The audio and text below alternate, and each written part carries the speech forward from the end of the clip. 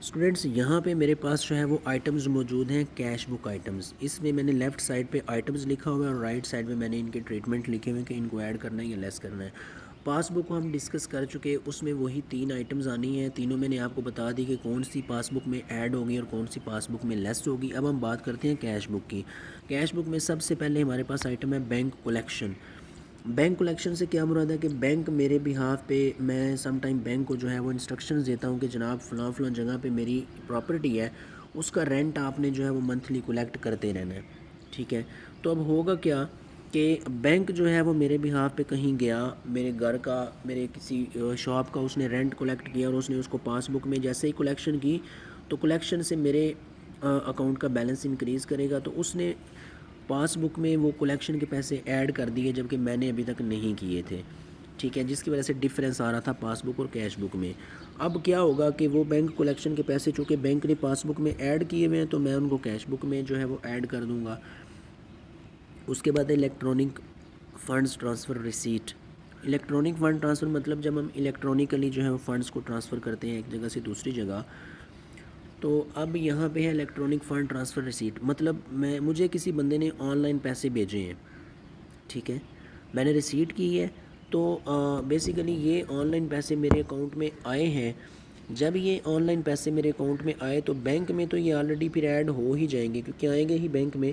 تو بینک میں یہ بینک ان پیسوں کو پاس بک میں ایڈ کر چکا ہوا ہے، جبکہ مجھے ابھی تک نہیں پتہ تھا کہ آن لائن ریسیٹ کے پیسے میرے اکاؤنٹ میں آ گئے یا نہیں آئے، جس کی وجہ سے پاس بک اور کیش بک میں جو ہے وہ ڈفرینس آ رہا تھا. تو اب الیکٹرانک فنڈ ٹرانسفر ریسیٹ کے پیسے میں بھی کیش بک میں ایڈ کر دوں گا. اس کے بعد ہے الیکٹرانک فنڈ ٹرانسفر پیمنٹس.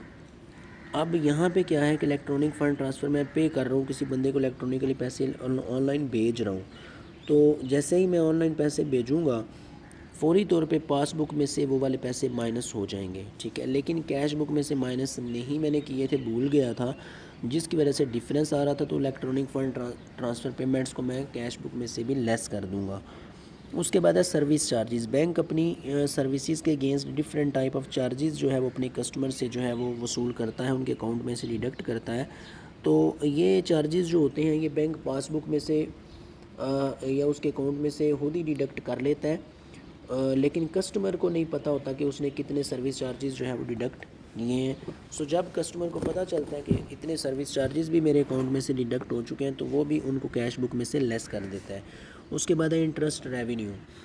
میں نے کسی جگہ پہ انویسٹمنٹ جو ہے وہ کی ہوئی تھی، قرضہ دے رکھا تھا کسی بندے کو، اور میں نے بینک سے بولا ہوا تھا کہ آپ نے جو ہے وہ اس قرضے کے اوپر جتنا بھی سود ہے وہ آپ نے جا کے منتھلی کولیکٹ کرنا ہے.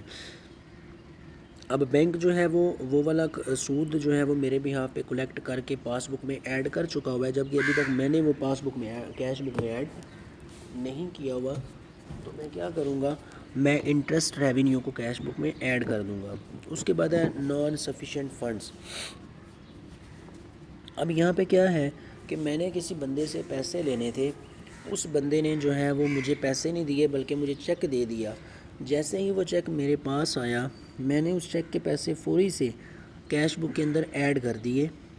کیش بک میں پیسے ایڈ کرنے کے بعد میں نے وہ چیک بھیجا بینک میں کولیکشن کے لیے کہ بینک اب اس بندے کے اکاؤنٹ سے وہ پیسے کولیکٹ کر کے میرے اکاؤنٹ میں جمع کرے. لیکن جب بینک اس بندے سے پیسے لینے کے لیے گیا یا بینک نے جب اس کے اکاؤنٹ میں دیکھا تو اس کے اکاؤنٹ میں فنڈز ہی سفیشینٹ نہیں ہیں، اس کے اکاؤنٹ میں بیلنس ہی کم ہے جتنی پیسوں کا اس نے مجھے چیک ایشو کیا ہوا ہے. تو اب ہوگا کیا، نان سفیشینٹ فنڈز ہیں. تو نان سفیشینٹ فنڈز میں کیش بک میں ایڈ کر چکا ہوں لیکن پیسے ابھی اس بندے کے اکاؤنٹ میں پیسے ہی کم ہیں.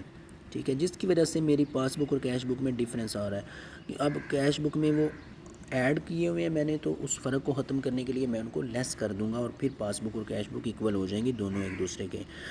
اس کے بعد ہے cost of printing cheques. Cheque کی پرنٹنگ. چیک بک جب ہم ایشو کرواتے ہیں نئی چیک بک، تو نئی چیک بک ایشو کروانے کے جو ہے وہ کچھ چارجز ہوتے ہیں. ٹھیک ہے، وہ چارجز بھی ہمارے اکاؤنٹ میں سے جو ہے وہ مائنس ہوتے ہیں. ٹھیک ہے، سو اس کو بھی ہم نے جو ہے وہ کیش بک میں سے لیس کرنا ہے. اس کے بعد بینک ایررز ہیں، بک ایررز ہیں. بک ایررز سے مراد ہے کیش بک ایررز، کہ مطلب کیش بک کے اندر کوئی غلطی. تو کیش بک کے اندر جو بھی غلطی ہے اس کو کیش بک کے اندر ہی ہم نے ٹھیک کرنا ہے. اگر کوئی چیز پلس کرنی تھی مائنس کر دی ہوئی ہے تو اس کو ہم نے کیش بک میں پلس کر دینا ہے. اگر کوئی چیز پلس مائنس کرنی تھی اس کو پلس کر دیا تو اس چیز کو ہم نے کیش بک کے اندر ہی جو ہے وہ مائنس کر دینا ہے. تو یہ تھے ہمارے پاس بک کی آئٹمز پہلے ہم نے ڈسکس کی اور اب کیش بک کی. لیں جی اسٹوڈنٹس آپ کو اگر ان چیزوں کو جو ہے وہ ذہن نشین کر لیتے ہیں کہ بینک کلیکشن کو ہم نے ایڈ کرنا ہے یا لیس کرنا ہے, الیکٹرانک فنڈ ٹرانسفر ریسیٹ کو ایڈ کرنا ہے یا لیس کرنا ہے, سروس چارجز کو کیا کرنا ہے, ان چیزوں کا آپ کو پتہ ہونا چاہیے کہ کون سی آئٹم پاس بک میں جانی ہے, کون سی آئٹم کیش بک میں جانی ہے, پہلی چیز. دوسرا آپ کو پتہ ہونا چاہیے کہ جو آئٹم پاس بک میں جائے گی ان میں سے کون سی آئٹمز کو ایڈ کرنا ہے, کون سی آئٹمز کو لیس کرنا ہے. تیسرا آپ کو پتہ ہونا چاہیے کہ کون سی جو آئٹمز کیش بک میں جائیں گی ان میں سے کون سی آئٹمز کو ایڈ اور کون سی آئٹمز کو لیس کرنا ہے. انشاءاللہ نیکسٹ اپنے لیکچر میں ہم جو ہے وہ ایک پریکٹیکل کویسچن جو ہے وہ کریں گے جس میں ہم بینک ریکونسلیشن اسٹیٹمنٹ جو ہے وہ بنانا سیکھیں گے.